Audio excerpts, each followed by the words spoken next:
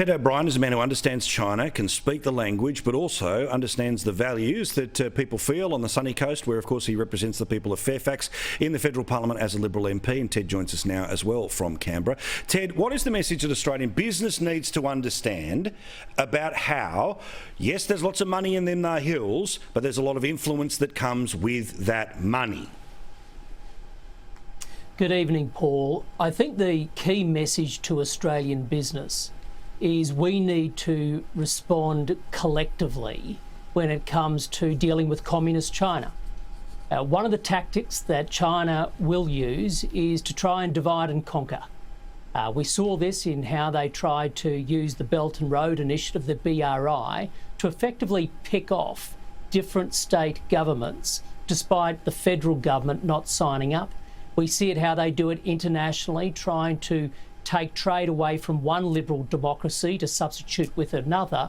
And they do it within Australia by trying to pit the Australian business sector against the Australian government in the hope that the government will fold under domestic pressure.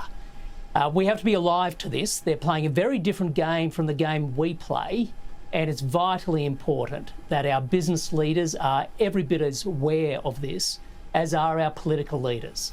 Now, I understand the profit motive. I'm a capitalist, okay? But what is always amazing is that there are endless corporations, from banks that won't loan money about climate change to the social dividend of insert every other company, right? They've all decided to put, people before profit and values before profit, insert whatever the issue happens to be.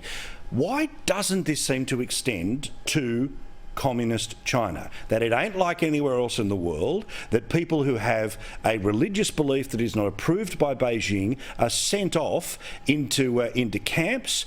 Slave labour is constantly involved there, the depersoning of people who the central government disagrees with, yet the very companies that want to tell us they are oh so clean on insert social issues in Australia have nothing to say about this source of revenue and where it comes from.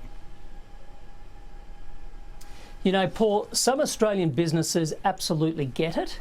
They get it right, and they're working with government to try to ensure that we have a constructive relationship with the People's Republic of China, but we stand firm on our values. Absolutely. And we do not compromise.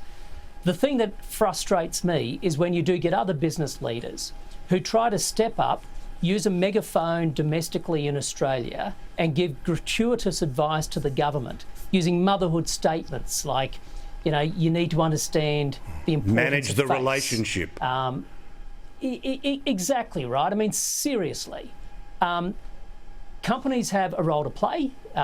They have to deliver on shareholder value. Get that completely.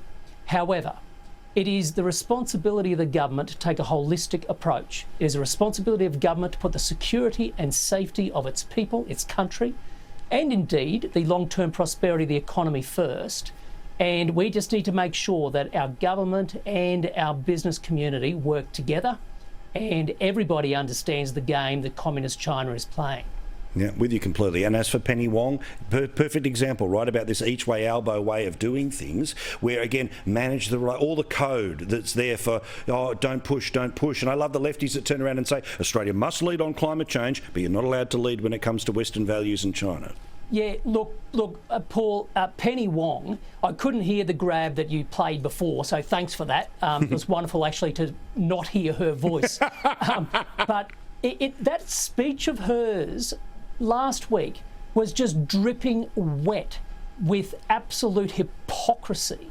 Her key theme was suggesting the Prime Minister is politicising the relationship with China. Yet her entire speech was a political speech. Yes. I mean, this is the alternative foreign minister basically bagging out the Australian Prime Minister. How is that in our national interest? And if it's not, then she's not befitting of an alternative foreign minister, let alone a foreign minister if they were ever to win this government.